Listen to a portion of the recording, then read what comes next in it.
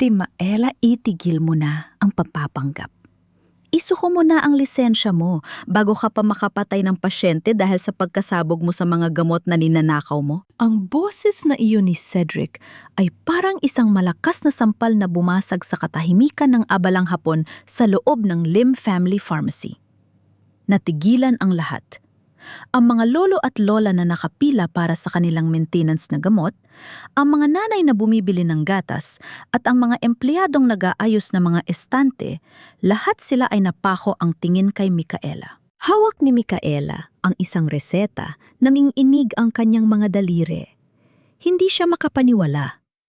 Ang lalaking nangako sa kanya ng kasal, ang lalaking pinagkatiwalaan niya sa pananalapi ng kanilang negosyo, ay nakatayo ngayon sa gitna ng tindahan, kasama ang dalawang opisyal mula sa Regulatory Commission. Cedric, anong ibig mong sabihin? Anong gulo ito? Halos pabulong na tanong ni Micaela. Ramdam niya ang init ng yana, dahan-dahang gumagapang sa kanyang leeg, paakyat sa kanyang muka. Hindi sumagot si Cedric ng may pagmamahal. Sa halip, lumapit ito at pilit na kinuha ang suot niyang puting gown, ang unipormeng sumisimbolo sa 10 taon niyang pagsisikap bilang isang rehistradong pharmacist. Huwag ka nang magmalinis, Micaela. Alam naming lahat na ikaw ang dahilan kung bakit laging kulang ang inventar. Yun ang mga kontroladong gamot dito. Ginagamit mo sila, di ba? Kaya ka laging puyat, kaya ka laging balisa. Hindi totoo yan, sigaw ni Micaela, pero ang kanyang boses ay napaos sa tindi ng emosyon. Tumingin siya sa paligid para humingi ng saklolo at ang kanyang mga mata ay dumapo kay Bea, ang kanyang pinakamatalik na kaibigan at manager ng sangay na ito. Bea, magsalita ka. Alam mo kung gaano ako kapuyat dahil sa pag-aalaga kay Lola bago siya pumanaw? Alam mo ang totoo, lumapit si B pero hindi para yakapin siya. May luha sa mga mata nito, ngunit ang bawat salitang lumabas sa bibig nito ay parang lason na dahan-dahang pumapatay kay Micaela. Micaela, patawarin mo ako. Pero hindi ko na kayang itago ang katotohanan. Nakita kita nung isang gabi sa loob ng vault. Hawak mo ang mga bote ng pampakalma. Akala ko dahil lang sa sobrang pagod mo, pero nang suriin ko ang record, ang dami nang nawawala. Sorry, Micaela. Mahal kita bilang kaibigan, pero ayokong madamay ang lisensya ko sa mga illegal na gawain mo. Parang gumuho ang mundo ni Micaela. Bea ang kaibigang itinuring niyang kapatid ang kasama niya sa lahat ng hirap mula noong mamatay ang kanyang mga magulang. Narito ang mga ebiden, siya mga Sir wika ni Cedric sa mga opisyal habang inilalapag ang isang folder sa counter. Narito ang mga login sa computer gamit ang e-signature ni Micaela. Lahat ng mga illegal na transaksyon, siya ang nag-aproba. At ito, may kinuha si Cedric na isang maliit na bote mula sa ilalim ng counter sa mismong drawer kung saan nakatago ang mga personal na gamit ni Micaela. Ito ang boteng kulang sa inventaryo. Nakatago sa sarili niyang gamit. Nanlaki ang mga mata ni Micaela. Alam niyang wala siyang inilagay na kahit ano sa drawer na yon. Itinanim yon. Isang malinis at planadong sabotahe. Micaela Lim, seryosong wika ng isa sa mga opisyal. Dahil sa bigat ng mga akusasyon at mga dokumentong ipinakita sa amin, kailangan naming suspindihin ang operasyon ng botikang ito habang isinasagawa ang investigasyon. At ang lisensya mo, kailangan naming kumpiskahin pansamantala. Sandali, hindi niyo pwedeng gawin ito, Paman. Ito na mga magulang ko dito, nakasalalay ang pag-aaral ng kapatid ko. Pagmamakaawa ni Micaela ang kanyang mga luha ay malayong dumadaloy na ngayon.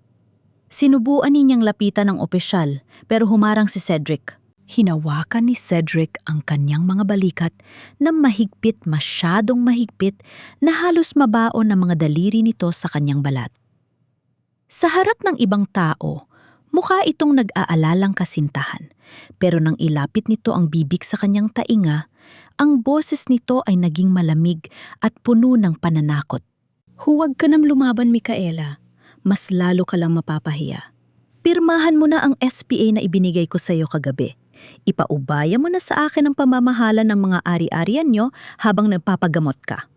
Kung hindi titiyakin ko na mabubulok ka sa kulungan at malalaman ng buong Davao na ang kagalang-galang na si Micaela Lim ay isa palang adik. Tumingin si Micaela sa mga mata ni Cedric. Wala na doon ang lalaking minahal niya. Ang nakikita niya ay isang stranger na may maitim na balak. Sa gilid ng kanyang paningin nakita niya si Bea, na mabilis na umiwas ng tingin habang may hawak na mamahaling bag, isang bag na alam ni Micaela ang hindi kayang bilhin ng sweldo nito bilang manager. Naintindihan na niya ang lahat. Ang pagkawala ng mga gamot, ang mga audit na laging may mali ang pagpilit ni Cedric, napirmahan niya ang mga dokumento noon mamatay ang kanyang lola. Lahat iyon ay bahagi ng isang malaking bitag. Ninanakawan nila siya hindi lang ang gamot, kundi ng kanyang buong pagkatao. Wala akong pipirmahan. Cedric, matigas na wika ni Micaela, kahit na nanginginig ang kanyang buong katawan. Ngumisi si Cedric, isang nising puno ng panunukso. Ganyan ba? Sige. Mga sir, tingnan niyo ang mga mata niya. Masyadong mapula, masyadong balisa. Malinaw na nasa impluwensya siya ngayon. Iminumungkahi ko na dalhin na siya sa pasilidad para sa kanyang kaligtasan. Bago pa man makapagsalita si Micaela, dalawang lalaking nakauniporme ng pangsiguridad ang lumapit sa kanya. Ang mga taong dati ay bumibili sa kanya ng gamot at tumatawag sa kanya ng maamika ay nakatingin na ngayon sa kanya ng may pandidiri at takot. Ang kahihiyang ito ay mas masakit pa sa anumang sugat. Habang pilit siyang inilalabas ng mga gwardiya sa sarili niyang botika, nakita niya ang huling sulyap ni Cedric. Kinuha nito ang susi ng vault mula sa counter at ibinulsa ito ng may tagumpay. Pagsisisihan mo ito, Cedric? Pagsisisihan niyo itong lahat, sigaw ni Micaela habang isinasakay siya sa sasakyan. Ngunit ang kanyang boses ay nalunod sa ingay ng kalsada. Habang papalayo ang sasakyan, ang tanging naiwan sa paningin ni Micaela ay ang karatulan ng kanilang butika, ang pangalan ng kanyang pamilya na ngayon ay dumi-dumi na sa mata ng publiko. At sa loob-loob niya, isang apoy ng galit ang nagsimulang mag-alab.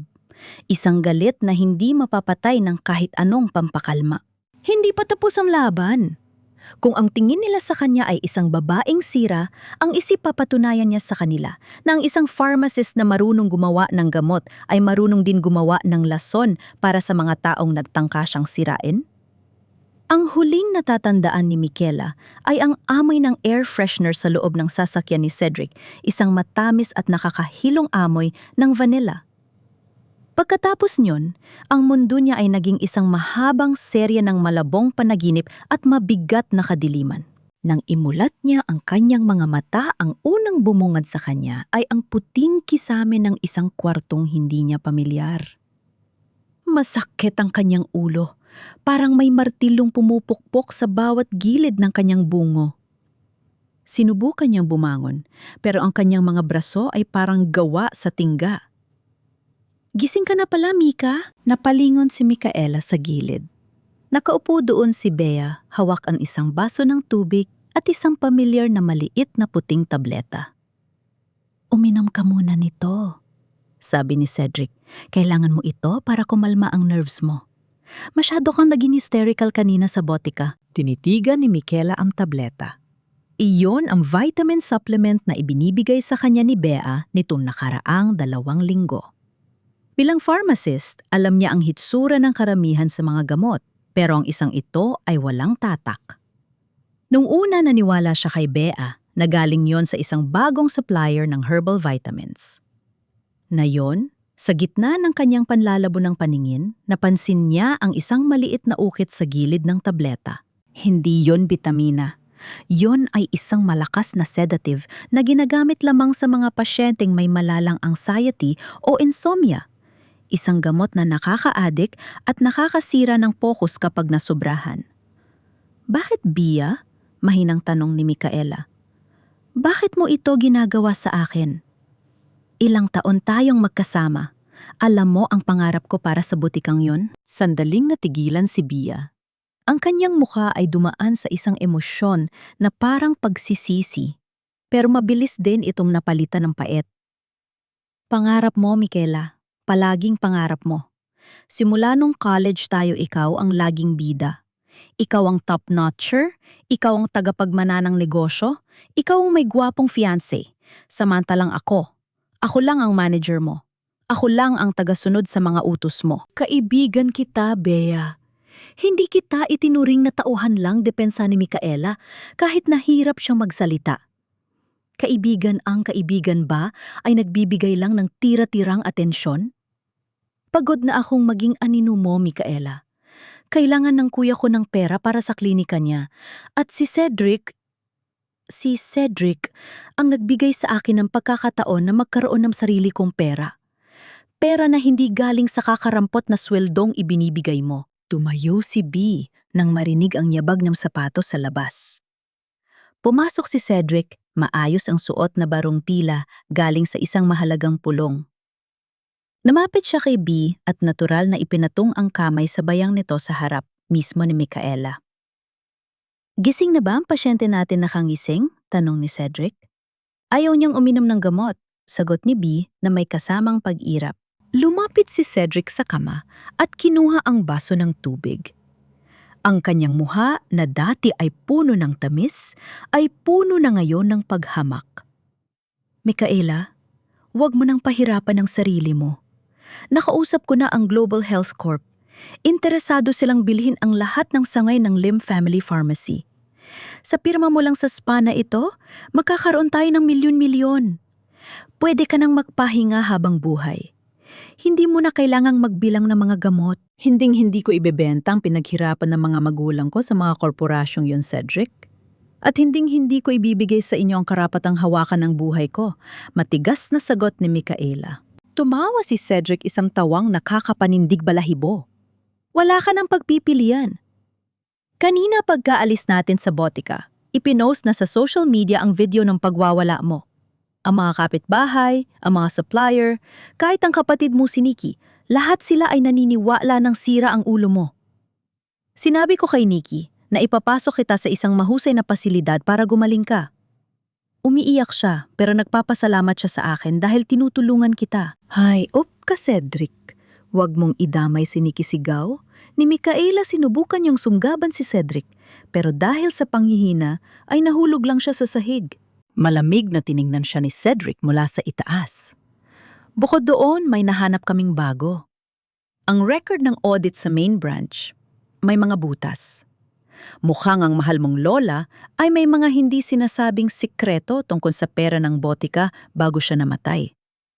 Kapag nalaman ng BIR, ito hindi lang lisensya ang mawawala sa iyo, pati ang bahay niyo ay makukumpiska. Napatulala si Micaela sa sahig. Lola anong? Ibig sabihin ni Cedric malinis ang konsensya ng kanyang lola.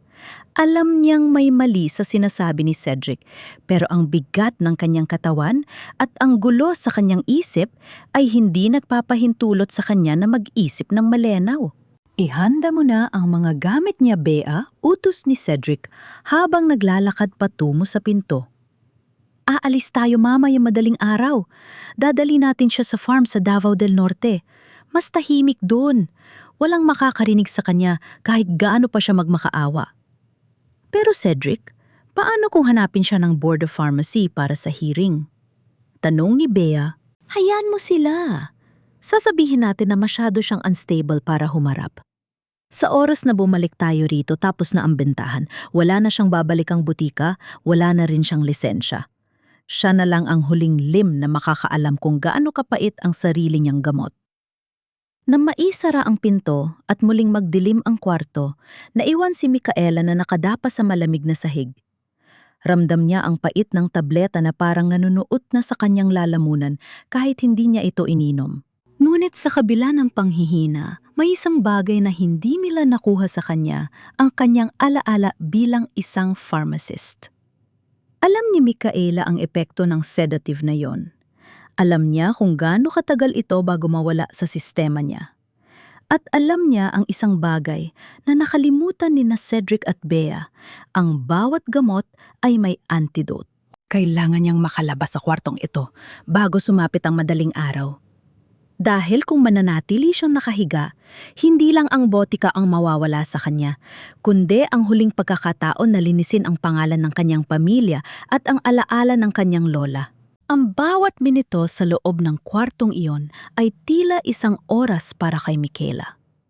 Ang tanging ingay na naririnig niya ay ang mahinang pag-ikot ng electric fan at ang paminsan-minsang tawanan ni na Cedric at Bea mula sa kabilang kwarto.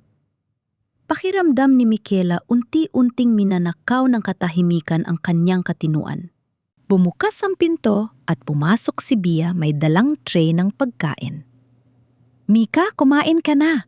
Huwag mo nang hintayin, napilitin ka pa ni Cedric. Alam mo naman kung gaano siya kahigpit kapag hindi ka sumusunod." Tumingin si Michaela sa lugaw na nasa harap niya.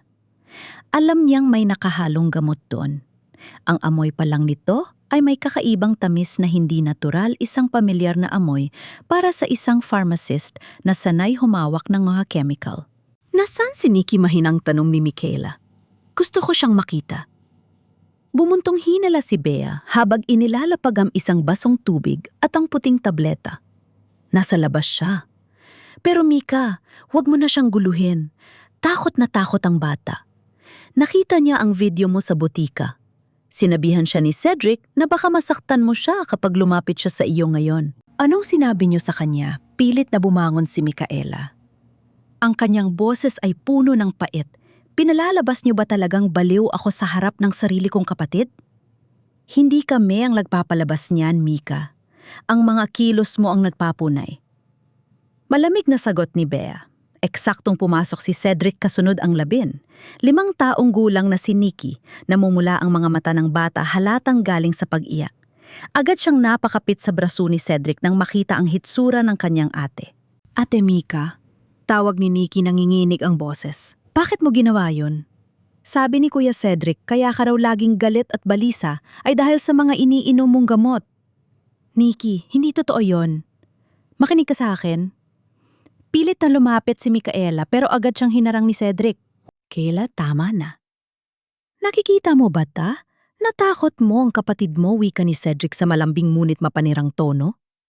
Humarap siya kay Nikki at hinaplos ang ulo nito. "Huwag kang mag-alala, Nikki. Gagawin ni Kuyang lahat para gamaling si ate mo. Dadali natin siya sa farm para makapag-detox siya. Utang ko yang sa lola niyo bago siya namatay." "Salamat po, Kuya Cedric. Buti na lang nandyan kayo," itbini ni Nikki. Ang bawat salitang Kuya Cedric mula kay Nikki ay parang kutsilyong sumasaksak sa puso ni Michaela. Ang taong sumisira sa kanya, ang siyang kinakapitan ng kanyang kapatid. Gusto niyang sumigaw, gusto niyang sabihin ang totoo. Pero alam niyang sa hitsura niya ngayon, haggard nanging inig at lito ay walang maniniwala sa kanya. "Sige na, Nikki, lumabas ka na muna. Kakausapin ko lang ang ate mo tungkol sa gamot niya," utos ni Cedric. Nang makalabas si Nikki agad na nagbago ang anyo ni Cedric. Nawala ang mapagmahal na kuya at napalitan ng isang mapanuring kaaway. "Uminom ka na, Michaela," utos niya habang itinuturo ang tableta. "Ayaw nating magkaroon ng eksena sa harap ni Nikki, di ba? Baka maisipan kong sa mental hospital ka na lang dinala kaysa sa farm." Tumingin si Michaela kay Bea pagkatapos ay kay Cedric. Dahan-dahan niyang kinuha ang tablet at inilagay sa kanyang bibig. Uminom siya ng tubig at ipinakita sa kanila ang kanyang walang lamang bibig. "Good girl." Tumingin si Michaela kay Bea pagkatapos ay kay Cedric. Dahan-dahan niyang kinuha ang tableta at inilagay sa kanyang bibig. Uminom siya ng tubig at ipinakita sa kanila ang kanyang walang lamang bibig. "Good girl," nakangising wika ni Cedric. "Magpahinga ka na. Maaga ang biyahe natin bukas." Nang makaalis ang dalawa at marinig ni Michaela ang pag-lock ng pinto, mula sa labas agad niyang idinura ang tableta na itinago niya sa ilalim ng kanyang dila.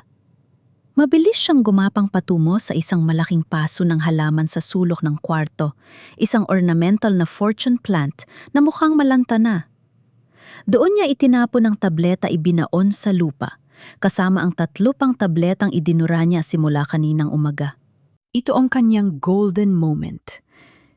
Tiningnan ni Michaela ang kanyang mga kamay. Nanginginig pa rin ang mga ito, pero hindi na dahil sa gamot, kundi dahil sa adrenaline at matinding galit. Alam niyang kailangan niyang panatilihing malinis ang kanyang isipan. Bilang pharmacist, alam niya ang pharmacokinetic ng sedative na yon. Sa loob ng 4 na oras, mawawala na ang peak effect ng mga naunang dose sa kanyang dugo. Lumingon si Michaela sa binta ng may rehas. Hindi siya pwedeng sumuko. Ang gaslighting na ginagawa ni Cedric ay gumagana lamang hanggat kontrolado nila ang kanyang katawan. Pero ngayong, hindi na niya nilulunok ang kanilang lason. Unti-unti nang bumabalik ang kanyang talas ng isip. Napansin niya ang bag ni Bea na naiwan sa upuan sa tabi ng pinto. Marahil ay sa sobrang pagmamadali o sa sobrang kumpiyansa na tulyo na si Michaela nakalimutan ito ng kanyang kaibigan. Dahan-dahang tumayo si Michaela. Inaalalayan ang sarili sa dingding hanggang sa maabot ang bag. Sa loob nito, nakakita siya ng isang reseta. Hindi ito para sa kanya.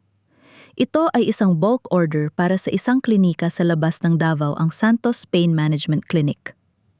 Ang pangalan ng doktor na nakapirma Dr. Roberto Bobby Reyes, ang kuya ni Bea na matagal ng balitang natanggalan ng lisensya dahil sa ilegal na pagbebenta ng opioids. Nahanap ko na kayo, bulong ni Michaela. Hindi lang pala pera ang habol nila. Ginagamit nila ang permit ng Lim Family Pharmacy para order ng mga delikadong gamot at itapon ito sa klinika ni Bobby. At siya, si Michaela, ang gagawin nilang fall guy kapag nagkaroon ng raid. Narinig niya ang yabag ng sapatos na pabalik sa kwarto. Mabilis niyang ibinalik ang reseta sa bag at humiga sa kama na kunwaring tulog at lito. Pumasok si Bea at kinuha ang bag. Mika, tulog na ba? Hindi sumagot si Michaela. Pinigilan niya ang kanyang paghinga hanggang sa muling sumara ang pinto. Sa dilim ng kwarto, idinilat ni Michaela ang kanyang mga mata.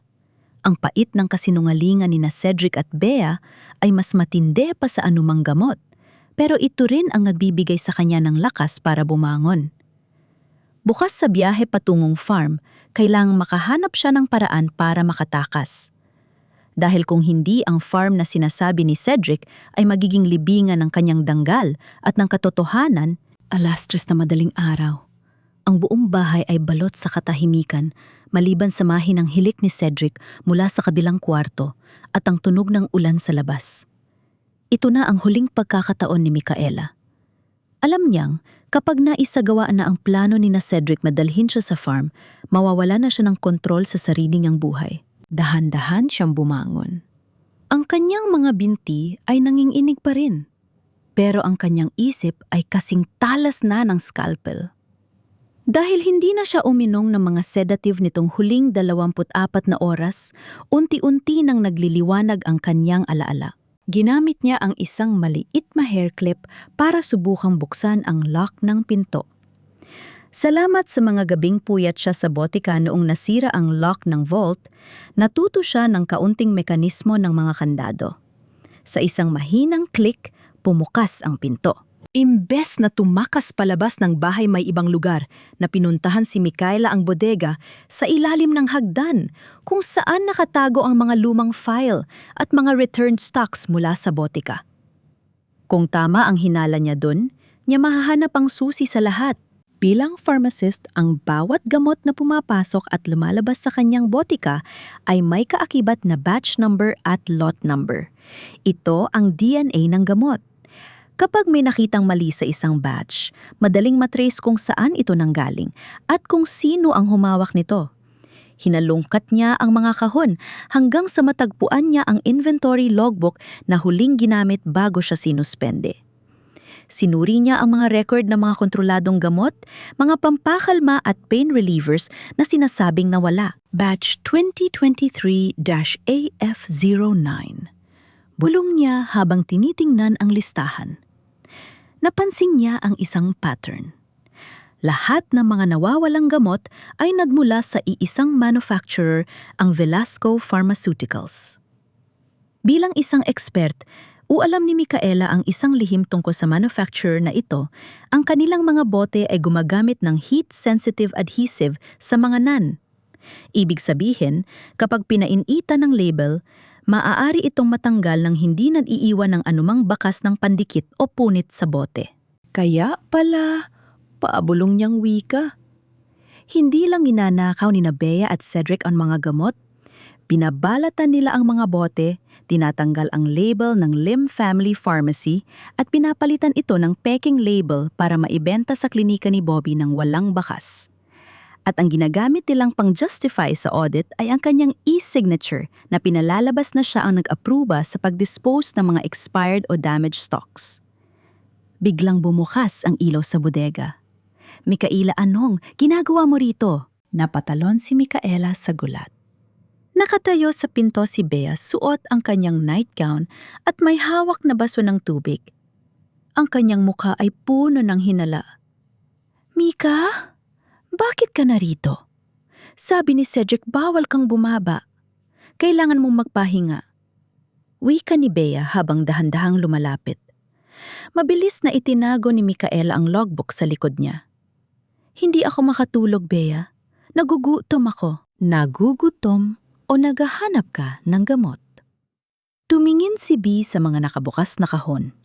Mika, itigil mga ito. Alam mo namang kahit anong gawin mo, walang maniniwala sa'yo. Ang e-signature mo ang nakapirma sa lahat ng dokumento. Kahit baliktarin mo ang mundo, ikaw ang lalabas na may sala. Tumingin ng diretso si Mikaela sa mga mata ng kaibigan. Bakit, Bia? Dahil ba ang kuya mo ang gumagamit ng mga gamot na yon, batch 2023 AF09? Alam ko kung paano nyo tinatanggal ang mga label. Alam ko na, ang klinika ni Bobby ang bagsakan ng lahat ng ito. Nawala ang kunwari ay pag-aalala sa mukha ni Bea. Napalitan ito ng isang malamig at matalim na tingin. Masyado ka talagang matalino, Mikaela. Iyan ang problema sa'yo. Hindi ka marunong magbulag-bulagan kahit para sa kapakanan ng mga taong malapit sa'yo. Kapakanan, binibiktima nyo ang mga pasyente nyo, Bea. Nilalaso nyo sila para lang sa pera. Para sa pera, tumawa ng mapait si Bia. Kailangan ko ang pera para mabuhay ang pamilya ko. Ikaw, ipinanganak kang may gintong kutsara sa bibig. Hindi mo alam ang pakiramdam ng mawalan ng lahat. Mabilis na kinuha ni Bia ang kanyang cellphone at tila may tatawagan. Cedric, gising na! Ang pasyente mo nagwawala na naman dito sa bodega. Natigilan si Mikaela. Narinig niya ang mabibigat na yabag ni Cedric pababa ng hagdan. Sa isang desperadong hakbang, napansin ni Mikaela ang isang maliit na plastic bag na nahulog mula sa bulsa ng cardigan ni Bea nang bunutin nito ang cellphone. Mabilis itong dinampot ni Mikaela bago pa makalapit si Bea. Sa loob ng plastic bag ay may 3 bote ng gamot. Wala itong label, pero sa ilalim ng bawat bote ay may nakaukit na batch number 2023 AF09. Ito na ang smoking gun. Ang mga buting ito ay dapat nasa disposal bin ng botika ayon sa record na pinirmahan ng kanyang e-signature. Pero narito ang mga ito, puno pa ng laman at nasa kamay ni Bea. Ibigay mo sa akin yan, Mikaela, sigaw ni Bea habang sinusubukang agawin ng plastic. Huwag kang lalapit, banta ni Mikaela. Eksaktong pumasok si Cedric sa bodega. Galit na galit ang kanyang hitsura, gulo-gulo ang buhok at may hawak na isang syringe, isang pampakalma na alam ni Mikaelang sadyang mataas ang dosage. Mikaela, sobra na ang pagod ko sa iyo, wika ni Cedric sa nakakatakot na boses. Sabi ko naman sa iyo, maging masunurin ka lang at hindi ka masasaktan. Pero sadyang matigas ang ulo mo. Cedric, hawak niya ang mga bote, sigaw ni Bea. Alam niya ang tungkol sa batch number. Nanlisik ang mga mata ni Cedric. Lumapit siya ng dahan-dahan tila isang leon na tinutugis ang kanyang biktima. Ibigay mo sa akin ang bag na yan, Mikaela. Ngayon din. Mabilis na tumakbo si Mikaela patungo sa kabilang pinto ng bodega na papunta sa likod ng bahay. Pero bago pa niya maabot ang hawakan, naramdaman niya ang isang malakas na kamay na humablot sa kanyang buhok. Aray napasigaw si Mikaela sa sakit nang itulak siya ni Cedric sa pader. Nabitawan niya ang plastic bag at mabilis itong kinuha ni Bea. Akala mo ba makakatakas ka, wika ni Cedric? habang itinitutok ang syringe sa leeg ni Micaela. Ngayon, itutuloy na natin ang biyahe mo sa farm. At titiyakin ko na pagdating mo doon, hindi mo na matatandaan kahit ang sarili mong pangalan. Sa gitna ng takot at pananakit, isang bagay lang ang pumasok sa isip ni Micaela: kailangan niyang mabuhay. Kailangan niyang makarating sa klinika ni Bobby. Dahil doon sa gitna ng mga basurang medical, mahahanap niya ang lahat ng ebiden yang kailangan niya para pabagsakin silang dalawa. Ngayon, matulog ka na bulong ni Cedric habang dahan-dahang itinusok ang karayom. Malamig. Iyon ang huling naramdaman ni Micaela bago dahan-dahang binalot ng dilim ang kanyang paningin. Ramdam niya ang pagpasok ng likido sa kanyang kalamnan, isang mabilis na intramuscular injection. Bilang pharmacist, alam niyang sa loob ng 10 minuto ay mawawalan siya ng kontrol sa kanyang motor functions, pero ang kanyang isip ay mananatiling gising sa unang bahagi ng sedation. Dalhin na natin siya sa sasakyan, narinig niyang utos ni Cedric. Ang boses nito ay parang nanggagaling sa ilalim ng tubig. Naramdaman ni Micaela na binuhat siya. Isinakay siya sa likod ng SUV. Narinig niya ang pag-andar ng makina at ang mahinang pag-uusap ni Cedric at Bea sa harap. Sigurado ka bang hindi siya magigising, Cedric? Masyadong matalino si Micaela. Baka may plano na naman siya ka. Bado ang boses ni Bea. Huwag kang praning B. Doble ang dose na itinurok ko. Malayo pa ang biyahe natin patungong farm, pero dadaan muna tayo kay Bobby. Kailangan nating iwan ang huling batch ng 2023 AF09. Ayokong may ebidensya pang maiwan sa atin kapag nag-check ang mga pulis sa bahay. Sagot ni Cedric. Pinilit ni Micaela na imulat ang kanyang mga mata ng kaunti. Hindi siya pwedeng sumuko. Kinagat niya ng malakas ang kanyang ibabang labi hanggang sa malasahan niya ang malapot na dugo. Ang hapdi ay nagsilbing kuryente na pansamantalang gumising sa kanyang diwa. Laban, Micaela? Huwag kang papayad na matulog. Makalipas ang halos 1 oras huminto ang sasakyan. Naamoy ni Micaela ang masangsang na amoy ng antiseptiko at nabubulok na basura. Narito na sila sa Santos Pain Management Clinic. Dito ka lang, Bea. Bantayan mo si Micaela. Kakausapin ko lang si Bobby, wika ni Cedric, bago bumaba ng sasakyan. Naiwan si Bea na patingin-tingin sa labas. Pagod na rin ito at halatang hindi nakatulog. Nang mapansin ni Bea na tila mahimbing ang tulog ni Micaela, lumabas muna ito ng sasakyan para magsindi ng sigari, ilang metro ang layo mula sa pinto. Ito na ang pagkakataon niya. Dahan-dahang gumapang si Micaela palabas ng kabilang pinto ng SUV. Ang bawat galaw niya ay parang pakikipagbuno sa isang malaking alon. Muntik na siyang mabuwal sa semento pero pilit siyang kumapit sa gulong. Gumapang siya patungo sa likod ng klinika kung saan matatagpuan ang mga basura hang dilaw ang lagayan ng infectious medical waste. Sa loob ng kanyang isip, mabilis na tumatakbo ang kanyang kaalaman. Ang mga boteng ninakaw nila, hindi nila pwedeng itapon sa ordinaryong basura. Kailangan nilang itago ito sa gitna ng mga gamit na herring, gilya at bulak na may dugo para hindi busisiin ng mga scavenger. Sa panginginig ng mga kamay, binuksan ni Micaela ang isang malaking plastic bag. Doon sa gitna ng mga maduming gasa, nakita niya ang hinahanap niya. 12 ng mga bote ng gamot. Wala itong mga label, pero pamilyar sa kanya ang hugis ng takip at ang amber na kulay ng salamin. Kinuha niya ang isa. Tiningnan niya ang ilalim nito gamit ang kaanting liwanag mula sa post. Batch 2023 AF09. Hindi siya nagkakamali. Ito ang mga boteng kinuha mula sa kanyang botika. At ang mas malala, nakita niya ang ilang vial ng fentanyl, isang delikadong opioid na hinding-hindi niya pinapayagang i-stock ng maramihan. Ibig sabihin, ginagamit ni Cedric at Bobby ang kanyang lisensya para mag-order ng mga gamot na pang black market. Micaela, isang boses ang bumasag sa katahimikan. Napalingon si Micaela. Nakatayo sa dilim si Bobby, ang kuya ni Bea. Hawak nito ang isang flashlight na itinutok sa kanyang mukha. Cedric, Bea? Nakatakas ang pasyente niyo, sigaw ni Bobby. Nanigas si Micaela sa takot. Mabilis niyang isinilid ang 2 buteng walang label sa loob ng kanyang bulsa. Sinubukan niyang tumayo para tumakbo, pero ang kanyang mga binti ay parang jello. Natanaw niya si Cedric at biya na tumatakbo patungo sa kanyang kinaroroonan. Ang kulit mo talaga, Micaela. Galit na wika ni Cedric. Sana ay natulog ka na lang, wala nang ibang mapupuntahan si Micaela. Sa likod niya ay isang mataas na pader na may mga alambre. Sa harap niya ay ang 3 taong sumisira sa kanyang buhay. Sa isang desperadong hakbang, kinuha niya ang isang piraso ng basad na bote mula sa basura at itinutok ito sa kanyang sariling leeg. Huwag kayong lalapit, sigaw ni Micaela kahit anong inig ang kanyang boses.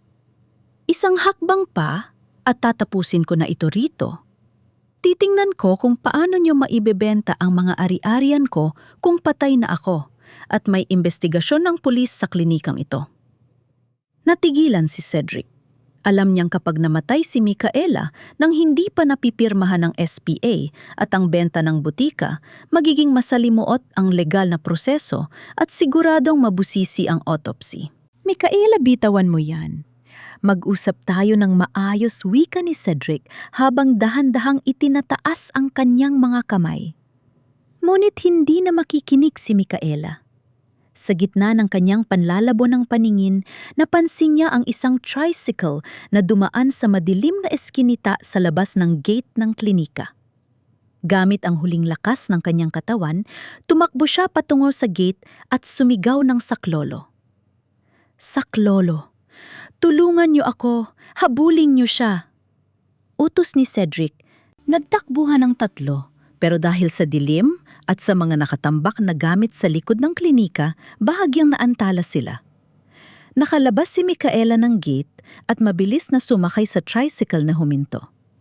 Manong pakiusap, takbo. Dalhin niyo ako sa pinakamalapit na simbahan pag mamakaawa ni Micaela. Oy, ihinto mo yan? Sigaw ni Cedric habang hinahabol ang tricycle. Pero huli na, humaharurot na ang sasakyan palayo. Habang nakasandal sa upuan ng tricycle, naramdaman ni Micaela ang bigat ng 2 bote sa kanyang bulsa. Ligtas siya sa ngayon, pero wala siyang cellphone, wala siyang pera, at ang tanging kakampi niya ay ang 2 ebidensya yang maaari ring magdiin sa kanya.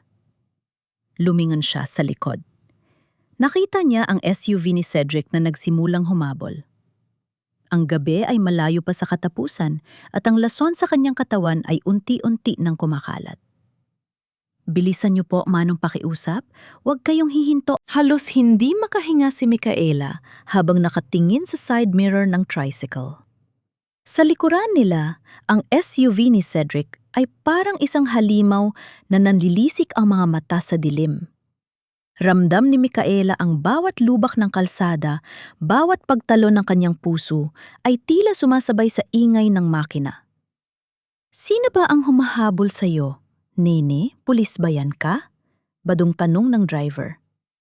Hindi po, mga masasamang tao po. Manong dumaan po kayo sa mga eskinita. Sa San Pedro Cathedral po tayo. Sa kabutihang palad pamilyar ang driver sa mga pasikot-sikot ng Davao. Sa isang biglang liko sa isang makipot na daan, pansamantalang nawala sa paningin nila ang SUV. Nang makarating sa tapat ng katedral, mabilis na nagbayad si Micaela at hinaluan ang kakaunting taong naroon para sa madaling araw na misa. Nagtago siya sa likod ng isang malaking haligi, nanginginig ang buong katawan. Nakita niyang dumaan ang SUV ni Cedric huminto sandali bago muling humarurot palayo. Alam niyang hindi titigil si Cedric hanggat hindi siya nahahanap. Ngunit hindi sa simbahan balak magtago ni Micaela. May isang lugar na kailangan niyang puntahan, ang lumang bahay ni Lola Remedios sa kabilang distrito. Isang bahay na matagal ng bakante, simula ng pumanaw ang matanda, 2 buwan na ang nakalilipas. Pagkalipas ng kalahating oras, nakatayo na si Micaela sa harap ng isang kupas na gate. Ang bahay ay balot ng dilim at amoy ng tuyong dahon. Gamit ang susi na lagi niyang itinatago sa kanyang pitaka, pumasok siya. Ang bawat hakbang niya sa sahig na nara ay nagdilika ng langit-ngit na parang mga bulong mula sa nakaraan. Naamoy niya ang pamilyar na amoy ni Lola, isang halo ng Vicks Vaporub Pulbos at tuyong bulaklak ng sampagita. Lola? Nandito na po ako, hikbi ni Micaela, habang napapaupo sa sahig ng sala. Naalala niya ang huling 2 linggo ni Lola Remedios. Ang matandang laging masigla ay biglang naging tahimik at balisa. Sa tuwing darating si Cedric sa bahay, napapansin ni Micaela na parang naninigas sa takot ang kanyang lola. Nung una, akala niya ay dahil lang yon sa lumalalang demensya ng matanda. Mika, huwag kang masyadong magtiwala bulong ni Lola nung isang gabi bago ito na-stroke. Ang sto ninyo? Itago mo ang sto ninyo. Nung hindi binigyang pansin ni Micaela ang mga salitang yon, akala niya ay nagdedeliryo lang ang matanda. Pero ngayong alam na niya ang tunay na kulay ni Cedric, ang bawat huling salita ni Lola ay nagkaroon ng nakakatakot na kahulugan. Tumayo si Micaela at lumapit sa maliit na altar sa sulok ng kwarto. Naroon ang imahe ng Sturo Niño, ang banal na bata na suot ang pulang pilus na kapa. Ito ang paboritong santo ni Lola, ang tanging bagay na hindi niya binitawan hanggang sa huling hininga niya sa ospital. Nang inyinig ang mga kamay ni Micaela, nang hawakan niya ang imahe, inangat niya ito. Pakiramdam niya ay may kakaiba sa bigat nito. Nang baliktarin niya ang estatwa, napansin niya ang isang piraso ng masking tape na nakadikit sa ilalim. Dahan-dahan niyang tinanggal ang tape. May isang maliit na butas sa base ng kahoy na estatwa na sadyang ginawa para lagyan ng taguan. Mula sa loob nalaglag ang 2 bagay, isang maliit na digital voice recorder at isang tupi-tuping papel na may bahid ng tuyong luha. Binuksan ni Micaela ang papel. Sulat kamay yon ni Lola, halatang hirap na itong humawak ng panulat dahil sa panghihina. Micaela, apo, patawarin mo ako. Dahil sa pagmamahal ko sa'yo, nakagawa ako ng kasalanan. Nagamit ko ang pera ng butika para sa pag-aaral mo nung gipit na gipit tayo. Akala ko ay maitatago ko ito habang buhay, pero nalaman ni Cedric, ginagamit niya ito para takutan ako. Para makuha ang lahat sa'yo. Huwag kang susuko, apo. Pakinggan mo ang laman nito, iligtas mo ang ating pamilya. Nanlambot ang mga tuhod ni Micaela. Kaya pala laging may kontrol si Cedric sa kanilang tahanan. Hindi dahil sa mahal siya nito, kundi dahil hawak nito ang leeg ng kanyang lola. Ginipit ni Cedric ang isang matandang may sakit para lamang sa sarili nitong kasakiman. Tiningnan ni Micaela ang voice recorder. Ang maliit na kagamitang ito ang huling sandata ni Lola Remedios mula sa kabilang buhay. Huminga ng malalim si Micaela at pinindot ang play button. Sa simula ay puro kaluskus lang ang maririnig hanggang sa lumabas ang isang pamilyar na boses, isang boses na puno ng put at walang bahid ng pag-ibig. Boses ni Cedric.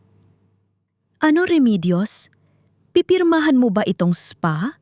O gusto mong malaman ni Micaela na ang kagalang-galang niyang lola ay isang magnanakaw? Isipin mo kapag nalaman niya ang totoo, kamumuhian ka niya.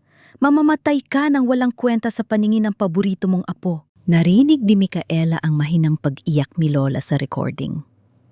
Pakiusap, Cedric, uwag si Mika. Kunin mo na ang lahat, wag mo lang siyang saktan. Huli na ang lahat, matanda. Papatayim kita sa kahihiyan bago mo pa masabi sa kanya ang totoo. Nabitawan ni Micaela ang recorder. Ang bawat salita ni Cedric ay parang lason na humahalo sa kanyang dugo. Ang galit na nararamdaman niya kanina ay naging isang malamig at matalim na determinasyon. Ngunit hindi lang yun ang laman ng recording.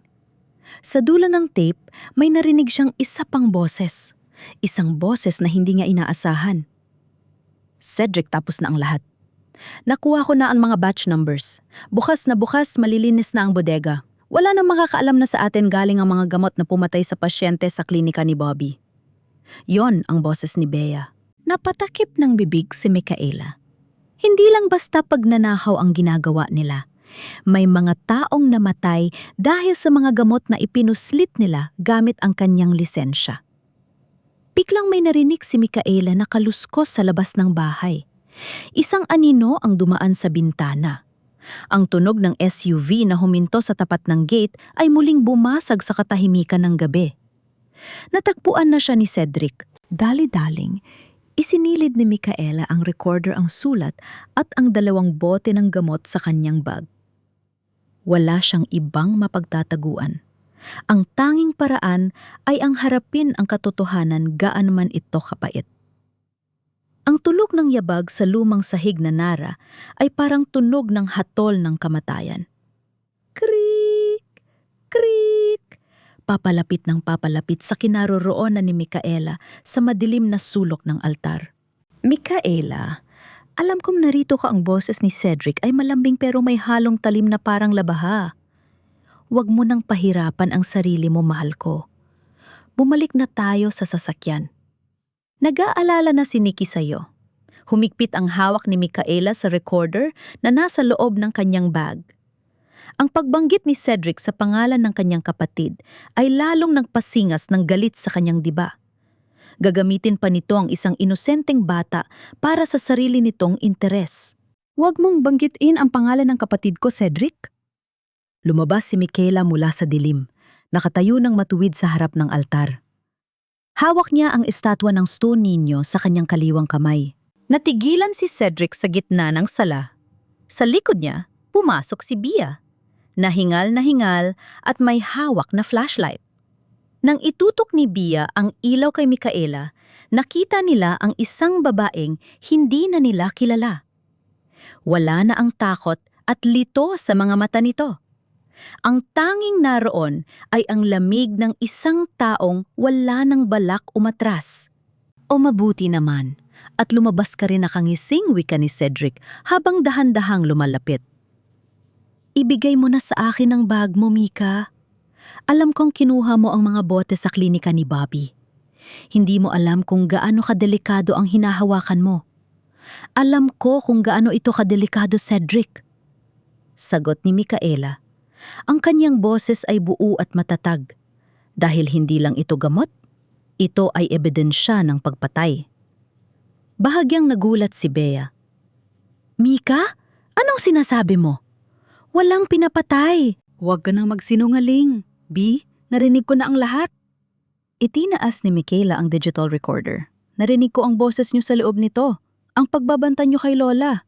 Ang pag-amin niyo tungkol sa pasyenteng namatay dahil sa mga peking gamot na ipinadala niyo sa klinika ni Bobby. Biglang nawala ang ngisi sa mukha ni Cedric. Napalitan ito ng isang madilim at nakakatakot na anyo. Ang hangin sa loob ng lumang bahay ay tila naging mas mabigat. Ibigay mo sa akin ang recorder na yan, Micaela. Utos ni Cedric. Ang boses niya ay naging isang pabulong na banta. Nayon din. Bakit para maitago mo ang katotohanan na pinatay mo ang lola ko sa takot, sigaw ni Micaela? Ang mga luha ay nagsimulang gumulong pero hindi siya humihinto sa pagsasalita. Alam ni Lola ang ginagawa mo. Sinubukan niyang protektahan ako pero ginamit mo ang pagkakamali niya para saktan siya. Isang matandang babae. Cedric, pinahirapan mo ang taong nagmahal sa akin ng higit sa lahat. Mika, makinig ka? Subok ni Bea na lumapit. Pero itinuro siya ni Micaela. Ikaw naman, Bea, tinawag kitang kapatid. Ipinagkatiwala ko sa iyo ang buhay ko at ang negosyo ng pamilya ko. Pero mas pinili mong maging kasabwat ng isang halimaw dahil lang sa inggit. Hindi mo alam ang pakiramdam ng laging nasa ilalim mo, Micaela. Sigaw ni Bea, ang mukha nito ay puno na rin ng galit. Lahat ng mayroon ka dahil lang sa apelido mo. Kami kailangan naming lumaban para mabuhay. Hindi yan dahilan para pumatay ng tao. Bulyaw ni Micaela. Sa isang iglap sumugod si Cedric. Mabilis na umiwas si Micaela sa gilid ng isang malaking cabinet pero dahil sa panghihina ng kanyang katawan mula sa sedation, natisod siya sa gilid ng alpombra. Aray na pasigaw si Micaela nang bumagsak siya sa sahig. Nabitawan niya ang estatwa ng Stone Niño na nabasag sa semento. Mabilis na lumapit si Cedric at hinablot ang kanyang bag. Sabi ko sa'yo, sa huli ako pa rin ang mananalo. Hinalungkat ni Cedric ang bag at kinuha ang voice recorder. Pinanood ni Micaela nang may hapdi sa puso habang nakangiting itinataas ni Cedric ang kagamitang naglalaman ng huling boses ng kanyang lola. Ito ba ang alas mo? Tumawa si Cedric. Inilapag niya ang recorder sa sahig at dinurog ito gamit ang sako ng kanyang sapatos. Wala na ang boses ng lola mo, Michaela. Wala nang ebidensya. Nayon, sino ang maniniwala sa isang pharmacist na ayon sa record ay adik at may sira sa isip? Tumayo si Michaela, pinupunasan ang dugo sa kanyang siko. Tumingin siya sa mga piraso ng basag na estatwa ng Sto Niño sa sahig. Ang kanyang mukha ay hindi nagpakita ng pagkatalo. Sa halip, isang maliit at mapait na ngiti ang sumilay sa kanyang mga labi. Masyado kang kampante, Cedric, mahinang wika ni Michaela. Anong sinasabi mo, tanong, Miss Cedric, kumunot ang no. Bilang pharmacist, tinuruan kaming maging maingat sa bawat detalye. Akala mo ba ay iisang kopya lang ang kukunin ko sa ganito kaimportanteng ebidensya na tigilan si Cedric? Ano bago ka dumating? Naikabit ko na ang recorder na yan sa lumang computer ni Lola na may dial-up modem pa? Hindi ito mabilis, pero sapat na para mai-upload ang audio file sa cloud storage ng butika ko, kung saan ang tanging may access ay ang legal counsel ng Lim Family Pharmacy. Pagsisinungaling yon ni Michaela. Wala siyang internet sa loob ng bahay na yon. Pero kailangan niyang makakuha ng oras. Kailangan niyang makita ang takot sa mga mata ni Cedric. Nagsisinungaling kasigaw ni Bea, pero halata ang kaba sa kanyang boses. Subukan niyo hamon ni Michaela. At ang 2 bote ng gamot na nakuha ko sa klinika, wala sa bag na yan. Itinago ko na sila sa isang lugar na hinding-hindi niyo mahahanap maliban na lang kung susuko kayo sa pulis. Patatayin kita sa sobrang galit, itinaas ni Cedric ang kanyang kamay para saktan si Michaela. Pero isang malakas na busina ng sasakyan sa labas ng gate ang nagpatigil sa kanya. Beep, beep, beep. Ang mga ilaw ng isang puting van ay tumama sa mga bintana ng bahay. Ang barangay patrol, bulong ni Bea. Cedric, may nakakita sa atin na pumasok dito, tara na. Tumingin si Cedric kay Michaela nang may matinding put. Hindi pa tayo tapos, Michaela. Maaaring nakatakas ka ngayon, pero sisiguraduhin kong wala kang mapupuntahang korte na makikinig sa'yo. Mabilis na nagtatakbo ang dalawa, palabas ng bahay. Narinig ni Michaela ang humaharurot na SUV palayo bago pa man makalapit ang patrol. Naiwang mag-isa si Michaela sa gitna ng wasak na sala. Dahan-dahan niyang kinuha ang isang piraso ng kapa ng Sto Niño sa sahig. Sa loob ng kanyang palad nakatago ang tunay na recorder. Ang dinurog ni Cedric kanina ay ang lumang MP3 player ni Nikki na nakita niya sa drawer ni Lola. Nakataya ang lahat sa maliit na recorder na ito. Pero bago niya magamit ang boses ni Lola para sa katarungan, may isa pang kailangang gawin si Michaela. Kailangan niyang harapin ang katotohanan tungkol sa pagkakamali ng kanyang pamilya. Ito ang pinakamapait na reseta upang mapabagsak ang kalaban. Kailangan niyang maging handang masira rin ang sarili niyang pangalan. Sumikat ang araw sa Davao na tila walang nangyaring kaguluhan kagabi. Pero para kay Michaela, ang liwanag ng umaga ay naglantad lamang sa mas malalim na sugat ng kanyang pagkatao. Kasalukuyan siyang nasa maliit at lumang opisina ni Ate Ramos, ang matapat na abogado at matalik na kaibigan ng kanyang yumaong ama. Baso ng mainit na kape ang nasa harap niya pero hindi niya ito magawang inumin. Ang kanyang mga kamay ay nananatiling nakakuyom sa ilalim ng mesa, pinipigilan ang panging inig. Michaela, narinig ko na ang recording. Seryosong wika ni Ate Ramos habang inaayos ang kanyang salamin. Mabigat ito. Ang boses ni Cedric na nagbabanta at ang pag-amin ni Bea tungkol sa mga peking gamot ay sapat na para sampahan sila ng mabibigat na kaso. Pero tumigil ang abogado at tiningnan si Michaela nang may halong lungkot at pag-aalala. Alam mo rin ang magiging kapalit nito. Kapag iniharap natin ito sa korte, malalantad din ang pag-amin ng Lola Remedios mo tungkol sa perang kinuha niya sa butika. Ang perang ginamit para sa tuition mo at sa pagpapatayo ng main branch ay maituturing na embezzlement o misappropriation of funds. Ibig sabihin po ba, Ate, Mawawala pa rin ang butika? Mahinang tanong ni Micaela. Maaaring bawiin ng gobyerno ang ari-arian bilang pambayad sa mga hindi nabayarang buwis at multa. Higit sa lahat, Micaela, ang pangalan ng pamilya nyo. Ang imahe ni Lola Remedios bilang isang kagalang-galang na negosyante sa Davao ay tuluyang madudungisan. Magiging usap-usapan kayo. Ang hiya na iniiwasan nyo ay magiging anino na susunod sa inyo habang buhay. Napapikit si Micaela. Yon ang kinatatakutan niya. Ang utang na loob niya sa kanyang lola ay parang isang kadena na pumipigil sa kanya. Paano niya masisikmurang sirain ang alaala ng tanging taong nag-aruga sa kanya noong nawala ang kanyang mga magulang?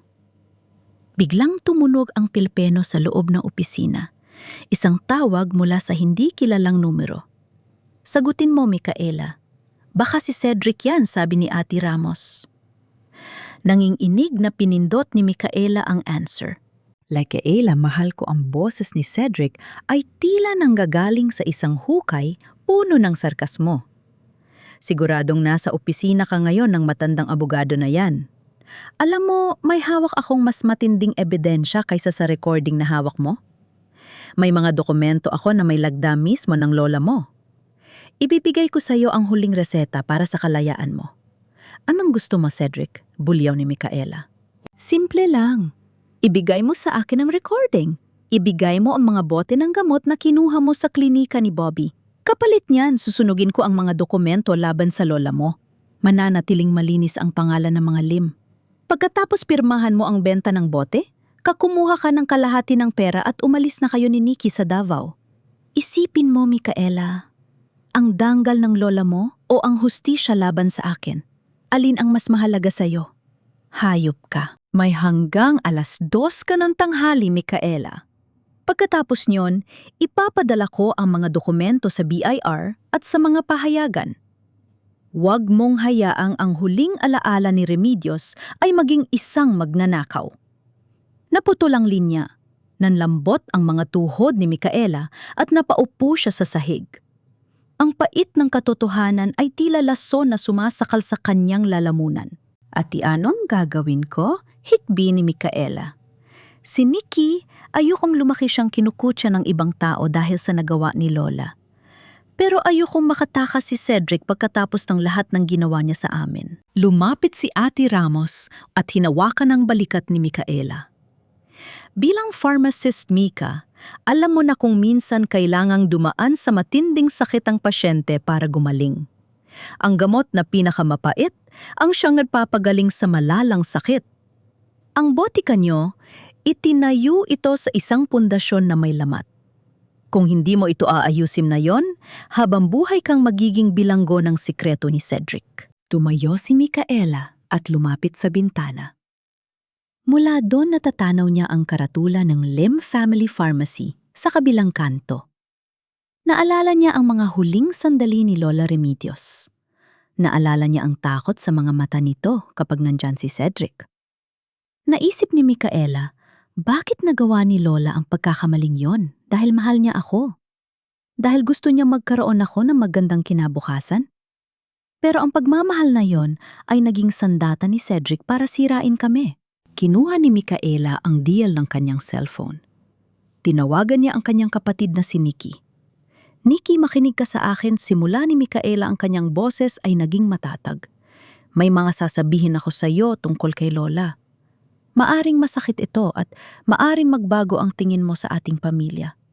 Pero gusto kong malaman mo ang totoo mula sa akin, hindi mula sa ibang tao. Pagkatapos na maikling pag-uusap, ibinaba ni Micaela ang telepono. Tumingin siya kay Ate Ramos ng may determinasyon. Ate, ihanda niyo na ang mga papeles. Hindi ko ibibigay kay Cedric ang gusto niya. Kung kailangang masira ang pangalan namin para lang mabulok siya sa kulungan, tatanggapin ko. Hindi ko pwedeng gamutin ang isang sugat sa pamamagitan ng pagtatakip lang nito. Kailangan itong linisin kahit gaano pa kasakit. Sigurado ka na ba, Micaela? Opo. Ang dangal ay hindi nanggagaling sa isang perpektong nakaraan, kundi sa lakas ng loob na itama ang mga mali sa kasalukuyan. Si Lola, Sa tingin ko ay mas gusto niyang maging malaya ako kaysa mabuhay sa ilalim ng pananakot ni Cedric. Dinala ni Micaela ang recording at ang mga bote ng gamot. Ito na ang kanyang huling desisyon. Hindi na siya ang Micaela na pwedeng takutin at gaslightin. Ngayon, handa na siyang uminom ng pinakamapait na gamot ng kanyang buhay. Cliffhanger. Habang naglalakad si Micaela, palabas ng opisina isang itim na sasakyan ang biglang huminto sa harap niya. Bumukas ang pinto at lumabas si Cedric, may dalang folder at may nakakatakot na ngiti.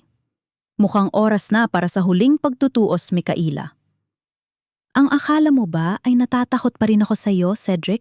Ang boses ni Micaela ay hindi nanginig kahit isang beses habang nakatitig siya ng diretsyo sa mga mata ni Cedric sa labas ng opisina ni Ate Ramos.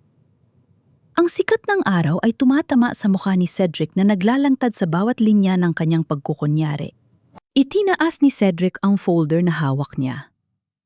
Micaela, huwag kang maging bayani. Kapag ibinigay ko ito sa mga awtoridad, tapos na ang pangalan ng mga Lim. Magiging mansa ito sa buhay nyo ni Nikki habang buhay. Isang pirma mo lang sa benta ng botika at mawawala ang lahat ng problemang ito. Numiti si Micaela, isang malamig at matapang na ngiti. Ibigay mo, ipakita mo sa buong mundo ang nagawa ni Lola. Pero kasabay niyon, ipakikita ko rin sa kanila kung sino ang lalaking nangipit sa isang matandang may sakit para lang magnahaw ng negosyo. Cedric, ang pagkakamali ni Lola ay bunga ng pagmamahal. Ang sayo, bunga ng kasakiman. Tingnan natin kung sino ang mas pandidirihan ng mga tao. Bahagyang nawala ang kumpiyansa sa mukha ni Cedric. Hindi niya inaasahan na ang babaeng binalot niya sa gaslighting at takot ay biglang magiging ganito katatag. At isa pa pagpapatuloy ni Micaela habang kumukuha ng isang puting papel mula sa kanyang bag.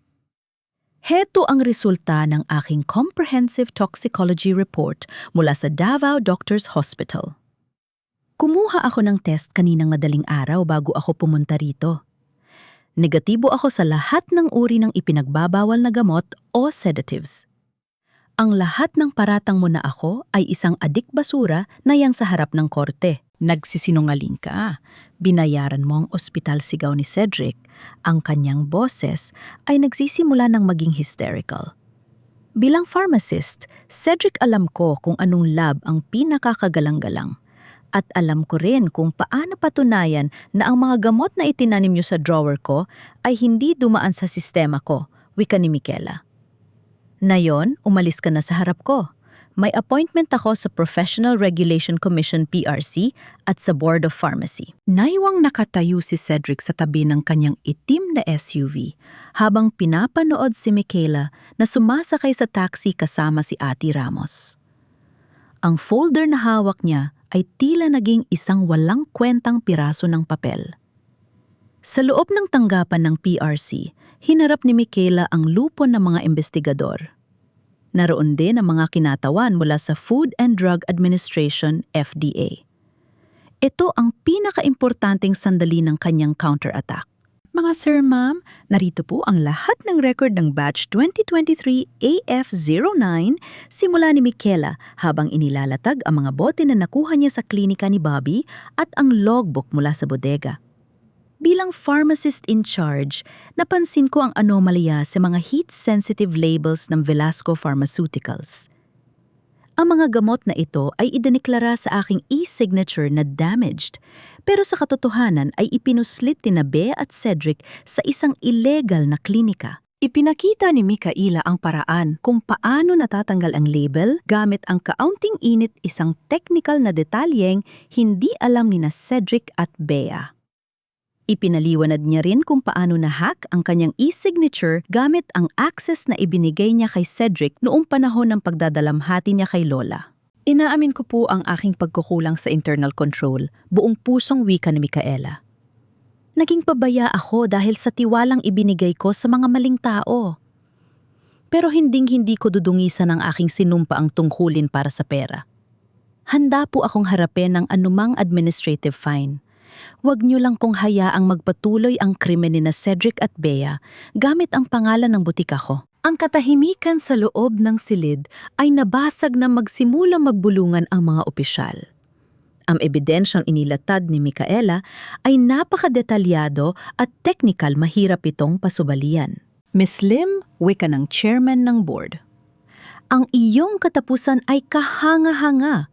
Ang pag-amin sa sariling pagkakamali habang itinatama ang mas malaking krimen ay katangian ng isang tunay na pharmacist. Susuriin namin ang mga batch numbers na ito at makikipag-ugnayan kami sa NBI para sa pagsalakay sa klinika ni Dr. Bobby Reyes. Padlabas ng silid, naramdaman ni Micaela ang unang bugso ng kalayaan. Hindi pa tapos ang laban pero nabawi na niya ang pinakamahalagang bagay, ang kanyang boses at ang tiwala sa sarili niyang kakayahan. Ngunit sa labas, nakatanggap siya ng isang text message mula kay Nikki. Ate, nandito si Ate Bea sa bahay. Nag-i-impact siya ng mga gamit ni Lola. Sinasabi niya na kailangan nating umalis dito dahil kukunin na ng bangko ang bahay. Ate, natatakot ako. Humigpit ang hawak ni Micaela sa kanyang bag. Ang galit na kanina ay malamig ay naging apoy na muli. Hindi lang basta lisensya ang bawiin niya ngayon. Babawiin niya ang lahat ng minakaw niya na Cedric at Bea, pati na ang katahimikan ng kanyang kapatid. At kailangan natin pumunta sa bahay, wika ni Micaela. Ngayon na. Oras na para harapin ang traidor sa sarili namin tahanan. Golden moment sa loob ng taxi. Tinanggal ni Micaela ang suot niyang kwintas na may pendant na locket ng mukha ni Lola. Hinalikan niya ito at bumulong, Lola. Tapos na ang panahon ng pagtatago.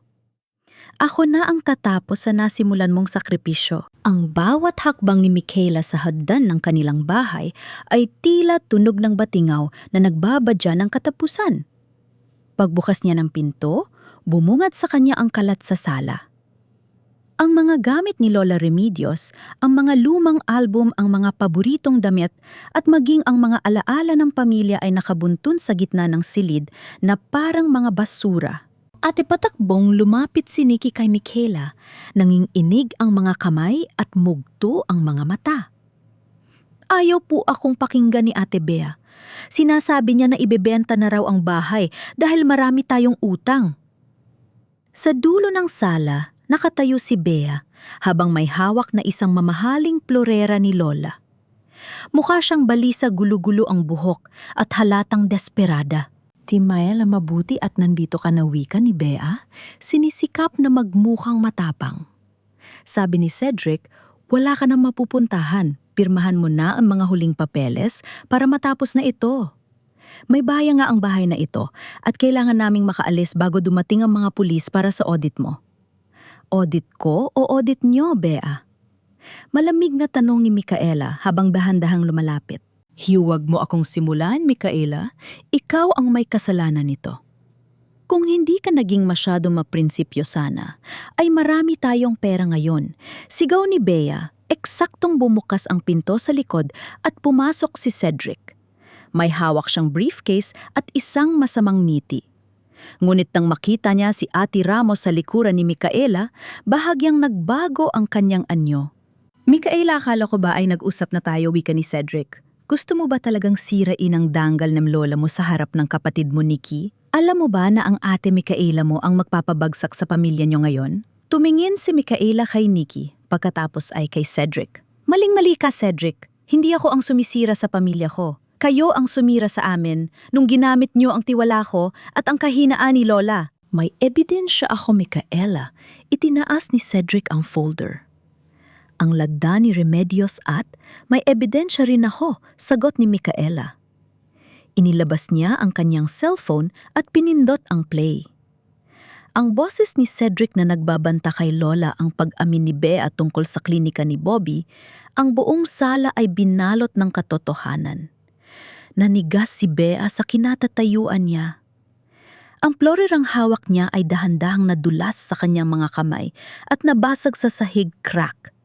Parang ang pagkakaibigan nilang dalawa. Peki yan, AI-generated yan, sigaw ni Cedric. Pero halata ang panginginig ng kanyang boses. Hindi lang yan ang mayroon ako, Cedric, wika ni Ate Ramos habang humahakbang pasulong. Sa oras na ito, ang NBI ay kasalukuyang sumasalakay sa klinika ni Dr. Bobby Reyes. Nahanap na nila ang mga logbook ng batch numbers na itinago ni Micaela. At hulaan mo kung sino ang unang kumanta ang supplier nyo mula sa Velasco Pharmaceuticals. Itinuro ka niya bilang utak ng lahat. Biglang namutla si Cedric. Tumingin siya sa paligid naghahanap ng malalabasan. Pero sa labas ng bintana, nakita nila ang asul at pulang ilaw ng mga sasakyan ng pulis na dumarating. Bea, ikaw ang nag-login sa computer. Ikaw ang magbabayad nito. Sigaw ni Cedric habang itinutulak si Bea patungo sa direksyon ni Micaela. Sinubukan ni Cedric na tumakbo patungo sa pinto sa likod, pero hinarangan siya ng mga pulis na pumasok. Cedric, sandali, sigaw ni Bea, umiiyak na ngayon. Sabi mo ay poprotektahan mo ako? Sabi mo ay mahal mo ako? Mahal? Tumawa si Micaela ng may pait. Bea, hindi alam ni Cedric ang kahulugan ng salitang yan. Ginamit ka lang niya gaya ng paggamit niya sa akin at kay Lola. Na yung gipit na siya, ikaw ang unang ilalaglag niya. Napaluhod si Bea sa sahig, humihikbi ng malakas. Mika, patawarin mo ako. Kailangan lang namin ng pera para kay Kuya Bobby. Si Cedric siya ang may plano ng lahat. Siya ang nagsabing itanim ang gamot sa drawer mo. Dadalhin niyo ang lahat ng yan sa presinto, seryosong wika ng pulis habang pinoposasan si Cedric. Tumingin si Cedric kay Micaela. Ang kanyang mga mata ay puno pa rin ng put. Akala mo ba nanalo ka na? Mawawala pa rin ang butikan niyo. Malalaman ng lahat na magnanakaw ang lola mo, mabubuhay ka sa kahihiyan. Lumapit si Micaela kay Cedric. Sa gitna ng kaguluhan, nanatili siyang kalmado at may dignidad. Maari mawala ang ari-arian ko, Cedric. Maaring maging mahirap ang simula namin ni Nikki. Pero ang pagkakaiba natin, ako makakatulog ng mahimbing dahil wala na akong itinatagong sikreto. Ikaw mabubulok ka sa kulungan habang kinakain ng sarili mong kasakiman. Habang inilalabas ng mga pulis si Cedric at Bea muling binalot ng katahimikan ng bahay, nilapitan ni Micaela ang kanyang kapatid at niyakap ito ng mahigpit. Ate, paano na tayo, tanong ni Nikki sa gitna ng hikbi? Hindi ko alam, Nikki, pero sa unang pagkakataon sa loob ng mahabang panahon malaya na tayo. Sagot ni Micaela. Tumingin si Micaela sa dial ng storo ninyo na nabasag kagabi, pero ngayon ay maingat na pinulot ni Ate Ramos ang mga piraso. Alam ni Micaela na mahaba pa ang proseso ng paglilinis sa pangalan ng pamilya. Marami pa siyang kailangang bayarang multa at kailangang harapin ang mga paghusga ng tao. Pero bilang pharmacist, alam niya ang paglilinis ng isang malalim na sugat ay laging nagsisimula sa matinding hapdi bago ang tuluyang paggaling. Ang bulwagan ng Board of Pharmacy ay balok ng mabigat na katahimikan. Naroon ang mga opisyal ng PRC, mga abogado at ilang kinatawa ng media na interesado sa kasong yumanig sa mundo ng medisina sa Davao. Sa isang panig nakaupo si Micaela, kasama si Ate Ramos. Sa kabilang panig naman ay si Cedric, na kahit nakaposas ang mga kamay ay pilit pa ring nagmamalaki, at si Bea na halos hindi maiangat ang kanyang ulo sa sobrang hiya. Ipinapakita ng mga ebiden yang isinamite ng NBI na ang Santos Pain Management Clinic ay hindi lamang bagsakan ng mga nakaw na gamot, kundi sentro rin ng paggawa ng mga peking opioids na nagresulta sa pagkaka-ospital ng hindi bababa sa 10 pasyente simula ng chairman ng board. Tumayo ang abogado ni Cedric. Mr. Chairman, wala pong direktang kinalaman ng kliyente ko sa operasyon ng klinika. Siya ay isang investor lamang na nalinlang din ni Miss Micaela Lim na siyang pharmacist in charge at may kontrol sa e-signature. Nagsisinungaling siya, hindi na napigilan ni Micaela ang sumigaw. Sir, narito po ang toxicology report ko. Negatibo ako sa anumang gamot. At narito rin ang digital forensic report na nagpapatunay na ang IP address na ginamit para i-access ang aking e-signature ay nagmula sa opisina ni Cedric sa loob ng 3 buwan habang ako ay nag-aalaga sa aking lola. Tumingin ang chairman kay Cedric. Mr. Mendoza, Paano niya ipapaliwanag ang mga audio recordings kung saan maririnig ang pagbabanta niyo sa yumaong si Remedios Lim na mutla si Cedric? Sinubungkin niyang tumingin kay B para humingi ng suporta. Pero sa pagkakataong ito, ang takot ni B ay napalitan na ng pait. Magsalita ka, B. Bulyaw ni Cedric. Sabihin mo sa kanila na si Micaela ang nag-utos sa atin. Dahan-dahang tumayo si B. Ang kanyang mga luha ay pumatak sa mesa. Tumingin siya kay Micaela, isang tingin na puno ng pagsisisi-inggit at huling-hiling ng patawad. Hindi na ako magsisinungaling pabulong na wika ni Bea. Mr. Chairman, lahat ng sinabi ni Micaela ay totoo. Si Cedric ang nagplano ng lahat. Ginamit niya ang utang ng kuya ko para pasunurin ako. Siya ang nag-utos na nakawin ng mga gamot at palitan ng mga label. At siya rin, lumingon si Bea kay Cedric nang may matinding galit. Siya rin ang nag-utos sa akin na unti-unting lasonin ang isipan ni Micaela gamit ang mga sedatives para magmukha siyang baliw at makuha namin ang spa. Isang malakas na bulungan ang sumabog sa silid. Si Cedric ay biglang nagwala. Sinubukang saktan si Bea pero agad siya mapigilan ng mga security officers. Traidor ka, Bea! Isasama kita sa impyerno! Sigaw ni Cedric habang pilit na inilalabas ng silid. Ang desisyon ng lupon wika ng chairman nang kumalama ang paligid. Cedric Mendoza at Roberto Reyes ay mahaharap sa kasong illegal trafficking of dangerous drugs at grave coercion. Para naman kay Bea Santos, bagaman siya ay naging state witness, ang kanyang lisensya bilang pharmacist ay permanenteng babawiin dahil sa paglabag sa Pharmacy Code of Ethics. Hindi na siya kailanman papayag ang humawak ng kahit anong gamot sa Pilipinas. Napahagulgol si Bea. Ang propesyong pinaghirapan niya ng maraming taon ay naglaho dahil sa isang maling desisyon at maling pag-ibig. Lumingon siya kay Micaela, umaasang may makikitang awa, pero ang nakita niya ay ang isang matatag na babaeng natuto ng unahin ang sariling halaga. Para naman sa iyo, Miss Micaela Lim, pagpapatuloy ng chairman. Dahil sa iyong katapusan na isiwalat ang katotohanan sa kabila ng panganib sa iyong pamilya, hindi namin babawiin ang iyong lisensya. Gayunpaman dahil sa kapabayaan sa internal control, ang iyong botika ay papatawan ng 6 na buwang suspensyon at multang aabot sa 2 milyong piso. Huminga ng malalim si Micaela. Mabigat ang multa, pero ang mahalaga ay malinis ang kanyang pangalan. Paglabas ng gusali, sinalubong si Micaela ng mga reporter. Ngunit bago pa sila makapagtanong, hinarap na sila ni Micaela. Alam ko po ang tungkol sa mga dokumentong ipinakalat ni Cedric tungkol sa aking Lola Remedios, panimula ni Micaela sa harap ng mga kamera. Inaamin ko po na nagkamali ang aking lola. Sa kagustuhan niyang mabigyan ako ng magandang buhay, nakagawa siya ng maling desisyon sa pananalapi. Hindi ko po itatago yon. Bilang kanyang apo, handa po akong bayaran ng lahat ng buwis at multang iniwan niya. Ang danggal ng aming pamilya ay hindi mabubura ng isang pagkakamali, kundi mapapatunayan sa kung paano namin ito itatama. Nakita ni Micaela sa malayo si Cedric na isinasakay sa van ng Bureau of Jail Management and Penology, BJMP. Nakasuot na ito ng kulay orange na damit ang kanyang mukha ay puno ng kawalan ng pag-asa. Nawala na ang gwapo at mayamang negosyante. Ang naiwan ay isang kriminal na kinamumuhian ng publiko.